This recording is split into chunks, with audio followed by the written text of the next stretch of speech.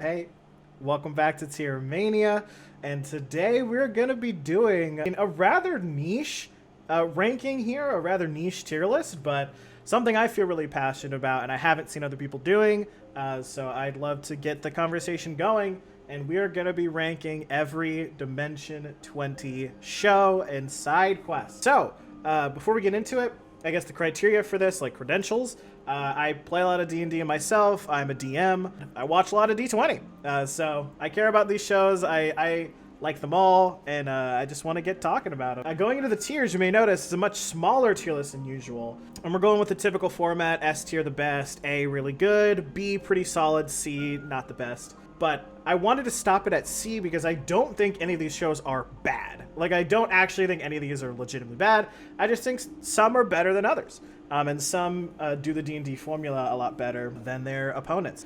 So, C is the worst you can do, but if your favorite show is in C, again, that doesn't mean you're bad for liking it or that it's a bad show. It's just, it wasn't for me personally. So, with that said, of course, this list is going to be so much more subjective than any of the other lists we've done here. We try to be more objective here at Tier Mania for our rankings, but with something like this, it just comes down to personal enjoyment. And there will be other factors that I'm going into, whether it's like Brennan's DMing or the like production value and like the set design and like how everything played out. Like, of course, I'll talk about that stuff. But for the most part, it is just going to be my opinion on the shows and what I think about them and how much I enjoyed them personally. With all of that said, all that out of the way, let's get right into it. So we're going to go in order, starting with Fantasy High. And I mean, I don't think you could put this anything other than S tier. I mean, Fantasy High is amazing. A lot of people, this is their first introduction to college humor / dropout, first introduction to Brennan, first introduction to the cast, and for a lot of people, their first introduction to audience-based D&D, like actual play shows. And they came out swinging with this one. Fantasy High is amazing. All of the PCs are super likable. They all have a lot of stuff to do, and their characters grow and change. They're all hilarious. Obviously, pretty much everyone that is on a D&D show is a professional comedian, so of course they're going to be funny, but the chemistry that the original cast has, and we're going to talk about this more as we go on, the chemistry with the original cast is just unmatched. Like, they are so good at playing off each other and playing to each other's strengths comedically. And then even with all of that, it is a highly emotional show. Like, once you get to, I think it was episode 13 or 14 of the Family in Flames episode, there is real tension in that room, and there is like real emotions coming out. A couple of the PCs cry, and it just, you feel it. Like, even though for the most part it's a happy-go-lucky campaign and they're just kind of joking around and doing bits, like, there is real emotions here. And I think a lot of that comes from, one, how good of a DM Brennan is, but also the side characters and the NPCs. Again, I'll talk about this more. We're starting with Fantasy High, so it's hard to articulate it all here, but I'll talk about it later. With Fantasy High, it has something that a lot of these other campaigns, side stories, don't have, which is very prominent and 3D feeling NPCs. Like, it's not just occasionally there'll be like one character that's reoccurring that is very important to a player or something.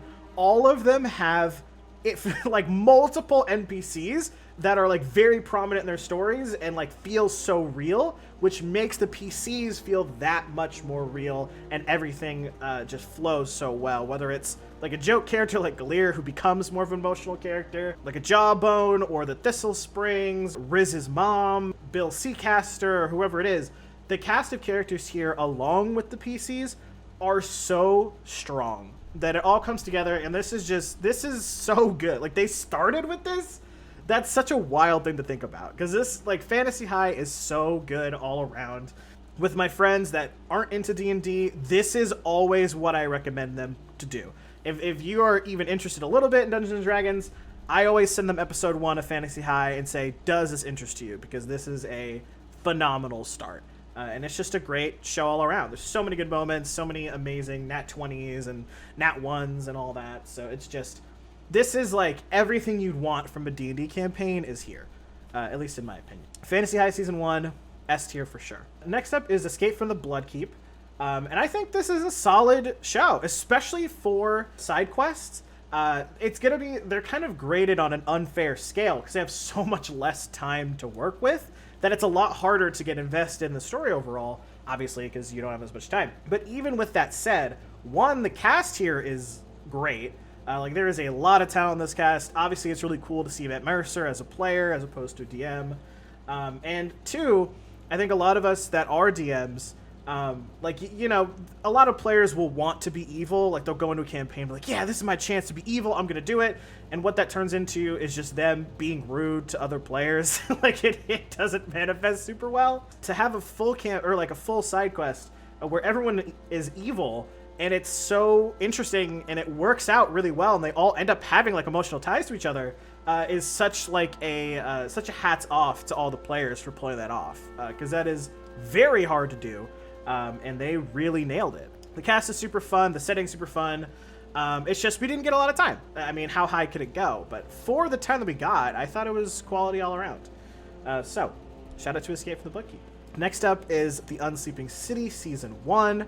The original cast back at it, and I think this is also very, very good. I think this is A tier. The thing that the Unsleeping City has that Fantasy High doesn't is, like, because it's so obviously based on New York, and they're doing all the New York tropes, they do feel like, I think Fantasy High does a really good job at everyone feeling real, but the Unsleeping City characters feel so deeply lived in from like episode 1. Whether it's Allie's character or Kingston or Sophia or Ricky. I mean, Ricky's more of like a himbo, the Zach Oyama special, a more chill character. But a lot of these characters feel so just ingrained in the setting and feel so believable. And the Unsleeping City nails that. And it still has, of course, it has the great humor that the original cast always brings. And obviously, Brennan being a New Yorker, is able to like sprinkle in all of these really cool details to make it feel more lived in and more alive. But I do think it is a little worse than Fantasy High overall. And if you had to pick one, I would definitely lean more towards Fantasy High. But just as an overall product, Unsleeping City is great. It's also a great show. Definitely don't skip out on it, for sure. Next up, we have Tiny Heist, which now we're getting into a lot more of the subjective stuff. And me personally, not to say that it's a bad show, I just wasn't rocking with it very much. So the thing I touched on earlier that I'm going to fully expand on now is with a D&D campaign, regardless of it's a production or not, the players and the cast matters so much. And if you, as a viewer, just don't like even one person in a cast, that could totally turn you off to the entire show. And that's how I am with Tiny Heist. I don't know what it is about the McElroys.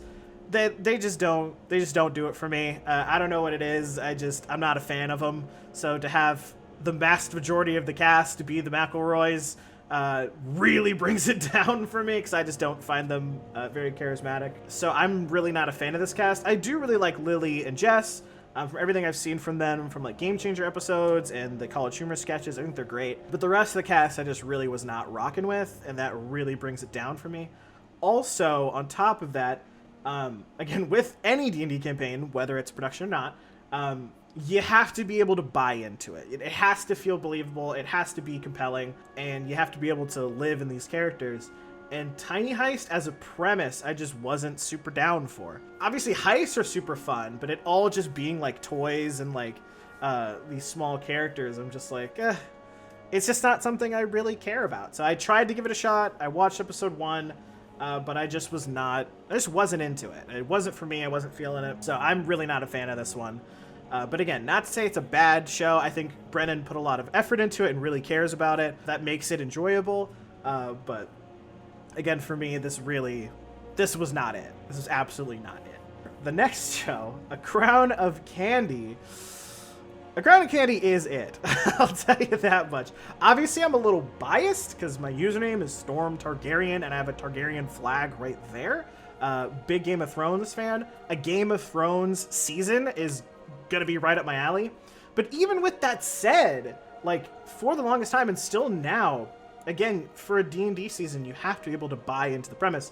And I love the idea of a Game of Thrones campaign. But it all being candy turned me off to the show for the longest time, because how are you going to get emotionally involved with these characters when you know it's just a chocolate bunny, or it's just a carrot, or it's just a piece of Pop Rocks, or like whatever it is. Like that idea obviously is the point to make it funnier and make it a little lighter because of how serious it is. But that turned me off to it for so long. But now that I've actually given a full chance and allowed myself to get into it, it's so good. Like, a Crown of Candy is amazing. It is so drastically different in tone alone from the rest of the D20 shows. It's insane. Like, obviously, it's a Game of Thrones. It's high fantasy, as it should be. I think this is the most impressive D20 season across the board, because everything they had to do, from the lore perspective, all Brennan stuff, to all the sets they were building and all the stakes that were there, it's so hard to do, but they pulled it off amazingly. And again, the role play here is phenomenal. Like, they are so bought into their characters and so bought into the world from the get-go that it just makes everything like flow so well. Again, even though I wish it was just a traditional like D&D setting and not candy based. Like, I just wish it was more serious. It doesn't get more serious than this when it comes to D20, because they are so into it. Huge spoilers, of course. I should have said that at the beginning. Huge spoilers for all of these shows. Having characters actually die, and not just die and instantly brought back or brought down to 0 and then brought back up. Like, fully dead is insane to watch, because obviously as a D&D player, you know that's a chance, but like most of the times a DM might pull some punches or do something for story reasons. Not in A Crown of Candy. The threat of death is real around every corner, and that just makes everything so much more intense. And again, they kill it on the roleplay, they kill it on the lore and everything about it. The minis are great, the sets are great. Like, it is just such an impressive season that it's wild. It's wild to think about, especially when you like hear about the behind the scenes, the conditions they were doing this in. It's crazy. Crown of Candy is phenomenal. I give the slight edge to Fantasy High, just because I prefer a lighter tone when it comes to D&D. Because as much as Crown of Candy is amazing, it's so heavy that you really need that time to breathe. And they still do bits, and there's still like levity in it. But for the majority of it is so intense that, like, you know, I just prefer Fantasy High. But I think they're on equal levels as far as just quality of the whole show. Crown of Candy, amazing. Next up, we have Pirates of Leviathan. I am personally a little disappointed in, because when you look at this cast, the talent here is insane. Like, to have Matt Mercer, Christina, Bria, B-Dave, like, you have some like D&D titans in this show. But it just, I don't know what it was. For some reason, at least from what I've seen on like YouTube and Discord and Twitter, I feel like Pirates of Leviathan does not get talked about at all. Like, within the D20 fandom. Like, I regularly forget that it exists, which stinks, because again, there's so much talent in this show. It's just, this was the first Zoom season. Obviously, this went down during the pandemic. So that really, really, really nerfs the show. As anyone who's played online D&D will tell you, it's still a fun time. It's totally doable. But in person is just so much better in every single way. It is non-negotiable. So when they're doing the Zoom seasons, it's just so much harder and like so much of an uphill battle. So it was fun for what they were able to do. Again, it just being over Zoom and being like a quick, I think it was only 5 episodes, one-off thing.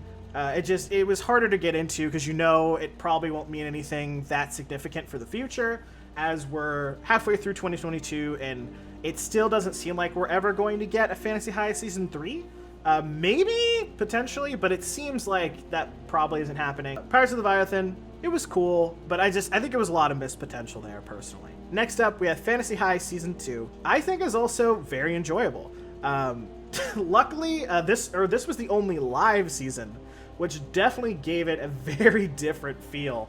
But it's still the original cast in the dome, doing their thing, joking around. It's a great time. I do think it's a little bit worse than original Fantasy High, just because I don't mind the live format at all. Obviously, something like Critical Role is huge and it's live, so there's no problem with that. In this specific Season 2, it really feels like some of the characters just didn't have a lot to do. with Gorgug and sometimes with Fabian, it really just felt like there wasn't, like, nothing really went down. Like, yes, you had Gorgug with his Artificer stuff and Fabian with his Bard stuff. But especially with someone like Riz, I feel like just there's only so much you can do. So a lot of the characters were just kind of there for the ride, and we're having a good time. Like, obviously all the bits are super fun. I think Fantasy High Season 2 is funnier than Fantasy High Season 1, but it's missing a lot of the really fun character moments that Season 1 has.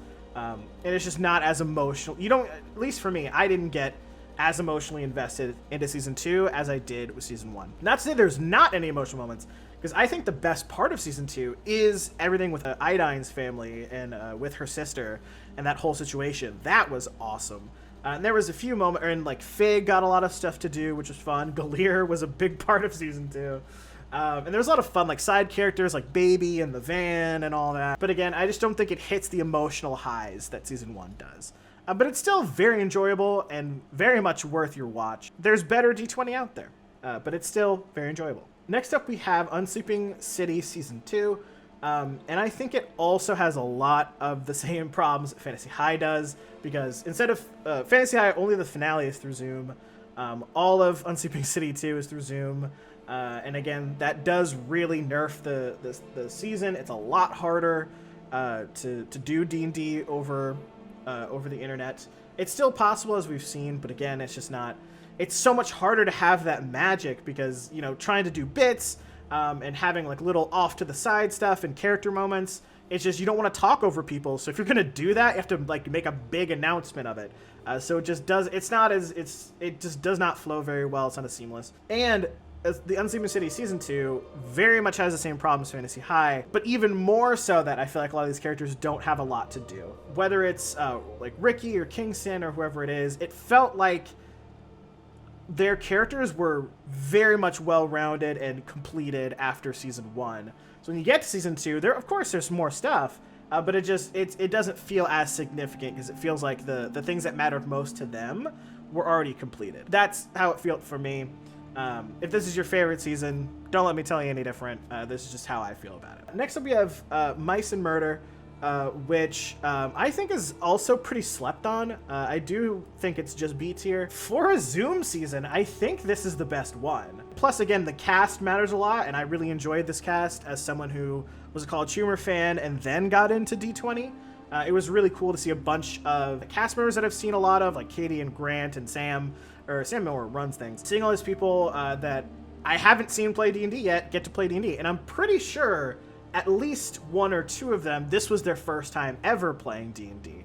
So having that like new player energy and like whimsy to it, I think helps Mice and Murder a lot, because you can tell like all of them are so happy to be there, even though it is through Zoom. It's still a lot of fun. The murder mystery genre is a fun one. Very hard to pull off as well, especially with like, you know, D&D being so much of improv. How do you have all of these like intense clues if someone finds it out in episode 2 and they have to improv more stuff? So just from like a DM watching perspective, I really, really respect the show a lot, because it's really hard to do. Mice and Murder, I think, is really, really solid. Just again, being over Zoom really nerfs it, but it's still an enjoyable watch. Next up, we have Misfits and Magic, which it's kind of, at least to like my other friends that have seen D20 shows, it's kind of a hard sell, but I do think it's super fun. Like, it's a quick 4 episode or 5 episodes if you include the holiday one. The cast is super likable. It's really fun to see Brennan as a player. Abria kills at DMing. And who didn't want to be in the Harry Potter universe growing up? You know what I mean? Those of us that liked Harry Potter growing up, obviously don't like it now. That's totally fine with all the crazy stuff that JK does and says. Getting to see them all just gel and have a great time. It's very much just like a chill, fun season. There's not a whole lot going on plot-wise. It's just kind of them hanging out in the Harry Potter universe and joking around. If you're someone that really needs there to be like a heavy narrative or like heavy emotional investment, this isn't the show for you. But if you just want an enjoyable watch, this is definitely it, because it's so fun. Like, their chemistry is great, their banter is great. Like, I could literally just sit there and watch them joke around in the Harry Potter universe for hours, and that's what it is. So it's really good for that, and it's a very fun, enjoyable watch. So I definitely recommend it. But again, if you want something more narrative driven, this probably isn't the show for you. Next up, we have The Seven, which I think is incredibly slept on. And I think it's one of the best D20 shows out there. It's so good. Now, to be fair, I am someone that both in my DMing and in my playing of D&D, roleplay is my favorite part of it. So when I'm watching D&D, that's also my favorite part of the D&D shows. And The Seven has roleplay for days. All the women on the show absolutely kill it. They are so talented. They are so good from the get-go. All of their chemistry is immaculate. Like, it's so cool. And Brennan doing his thing as always, absolutely in his bag in this one. It's hilarious. It goes so well from being like very much just joking around, them like being super like, thirsty and like joking around, to super emotional like on a dime. And it does it so well. Like, I wish we got more of The Seven. I really hope we get a season 2. Because they absolutely killed it. Plus, you have the added benefit of it being in the Fantasy High universe. You get some fun callbacks and some fun Easter eggs for that too, and some fun little cameos. So I think it's really, really good. I don't think it's the top of the top, because my only problem with it is the combat is a little, like, they pretty much just roll through like every encounter they have. So if you're someone that's a big combat person, this isn't the show for you. But the role play is just so good, and the narrative that, like, I think it's one of the best out there. Next up, we have Shriek Week, which I thought it's interesting because I thought it was cool, but it was like a little intimidating for me. I don't know what it is. I think because like Gabe did a great job DMing. My thing though is I meant to talk about this earlier, with Shriek Week and with Misfits and Magic, me personally, I don't like it when they stray too far from like the original D&D formula. So since both of these are using different systems, that was a big turnoff for me. With both Misfits and with Shriek Week, I think just the chemistry and like the charisma of the cast completely negates that. They're out here from the second you start it. They are going for it. They're joking around. They have some really fun moments. And the thing about it, I found it a little intimidating because the cast is like so confident, which is great. But they're so like aggressively charismatic that I was like, whoa. Like it felt like being a nerd in high school and sitting with the popular kids. And you're just like, what am I doing here? They're like, this doesn't feel right. But that's a compliment because again, they were killing it though. And they did a really good job. So I thought it was really fun. It's a quick watch, but there's nothing too crazy going on with it. It's just an enjoyable show. Finally, that brings us to a Starstruck Odyssey. But I think it's already S tier. I think it is already S tier, and let me tell you why. One of it is personal bias, because I love the original cast. I think they're great. Two, it was so good to see them, the original cast, back in the dome, doing their thing. Because again, over Zoom, we've already talked about it, just so much harder to do your bits and do your thing D&D wise. And especially with this cast, they're so good at doing side bits and like physical gestures and stuff like that, that when it's in the dome and they're all together, it's so much better. And this is probably the funniest D&D season, or D20 season, which is saying something, because they're all comedians. So like for this to be so good is a testament, because again, with it being sci-fi, and it even goes through the thing where I personally don't like it when they stray too much from the original D&D like combat format. For this to have a totally different system and still just feel so seamless, like it doesn't even feel like you're playing a different game, is a testament to how well it was set up, and to Brennan and his mom, and I think it was Michael Kaluta was the other big part of Starstruck. Everything they were able to set up was a huge testament, because this is so drastically different, but it was just so seamless and everything felt real and like this real space galaxy that they're in. And it was awesome.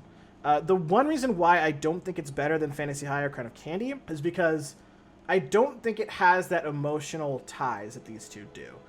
Because the thing with Starstruck, it's part of the design, which is fair. And I know the goal for them, like they said this in behind the scenes a lot, is they just wanted to come back and like after everything that's been going on with COVID and all that, to have like a fun light season to like bring spirits back up. So obviously they nailed that. I think the best D&D is when you have a lot of fun moments, but you also have those high emotional moments too. And it just doesn't have that because of the way everything's set up. They're constantly going from planet to different cities and galaxies and all that stuff. So they don't have any time to set up and meet like any important NPCs like a Jawbone or a Thistle Springs or like, you know, whatever NPC you want to put there. They don't have any time to set up those relationships because they're just moving from place to place to place. And like they have some fun NPCs, of course. We love Plug, Gambler Lady, but it's just the small emotional moments that they do have are so good. It like leaves me clamoring for more because like they'll just drop it in there, whether it's Sundry Sydney or whether it's stuff with Gunny or with Skip or whoever it is. There will be these emotional moments. So like, you know, they have it in their bag. It's just, that's not what the season's about. So it doesn't really come up much, which kills me because I just want more of that. I want more of that awesome roleplay I know they can do and we've seen them do. But again, that's just not the focus of the season. It's supposed to be a more fun time, which for that, they absolutely kill. And again, the ambiance here, the investment is phenomenal, and all of their characters and all their roleplay is amazing. It's so funny, and it's just really, really good. With that, that's the tier list. A quick one for Tier Mania standards. We got Fantasy Eye, Chronic Candy, Starstruck at the top. The rest of it falls where it does. That's going to be it for me. If you want to catch me anywhere else, catch me on Twitch at Storm Targaryen or on TikTok at Storm Targaryen. If you want to see anything else, let me know. If you have any other ideas for tier lists, let me know and we'll get it to you. But yeah, that's going to be it for me. Let me know what you thought. If you disagree, agree, thought I should have brought up other things, leave it in the comments. I'd love to know. And yeah, again, thank you so much for watching, and we'll catch you later. See ya.